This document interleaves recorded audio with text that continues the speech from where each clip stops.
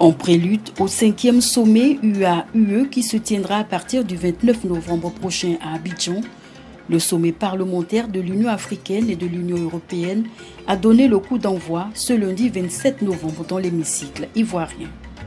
90 parlementaires panafricains et européens sont présents à cette rencontre de haut niveau, cela en présence de l'honorable Koné Dognon, représentant de Guillaume Kibaforet-Soro, président de l'Assemblée nationale ivoirienne, de son Excellence M. Ngodo Dang, président du Parlement panafricain, et M. Antonio Tajani, président parlementaire européen. Dans leurs différentes interventions d'ouverture, les parlementaires qui se sont succédés au perchoir ont mis l'accent sur les sujets de paix, de sécurité, de développement durable. La question migratoire, le fléau des temps modernes a été également abordé, ainsi que la jeunesse, sa participation au développement politique. Des sujets qui seront abordés par les chefs d'État durant le sommet Union africaine-Union européenne. Oui, et c'est le sommet pour renforcer le partenariat Union européenne-Union africaine.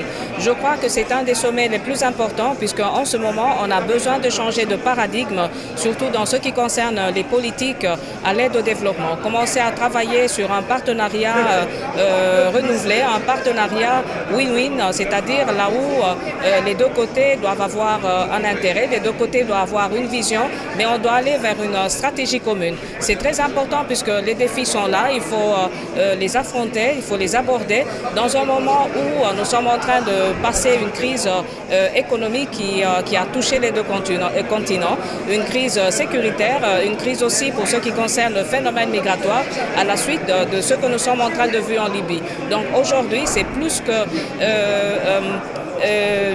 c'est plus jamais, c'est très important de pouvoir aborder tous ces thèmes pour une stratégie commune. Il faut agir. Les décisions ne suffisent pas, il faut agir. Moi, je prône la sanction et je prône aussi l'intervention pour sauver des vies. Pour vraiment, aujourd'hui, en plein XXe siècle, on parle des droits humains. Est-ce qu'on peut parler de droits humains là où on vend des êtres humains? Moi, je suis une femme. Je suis la présidente du caucus des femmes du Parlement panafricain. Quelque part, les femmes sont plus touchées parce que ce sont les enfants des femmes, ce sont leurs maris, leurs enfants qui sont en train de subir ce sort-là. Mais les familles qui sont restées au pays, dans quelle situation ils sont? Dans une situation de précarité. D'où la nécessité d'insister aussi sur le développement, d'insister sur la prise en compte de la jeunesse.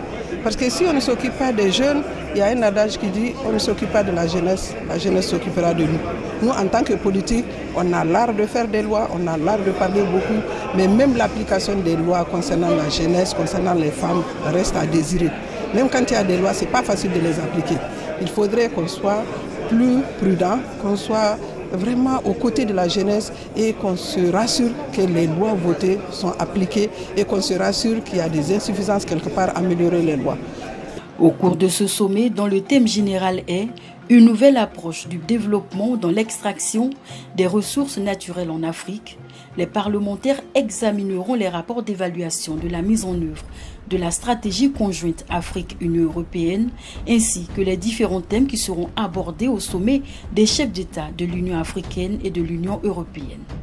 Ce sommet parlementaire Afrique-Europe prend fin ce mardi 28 novembre 2017.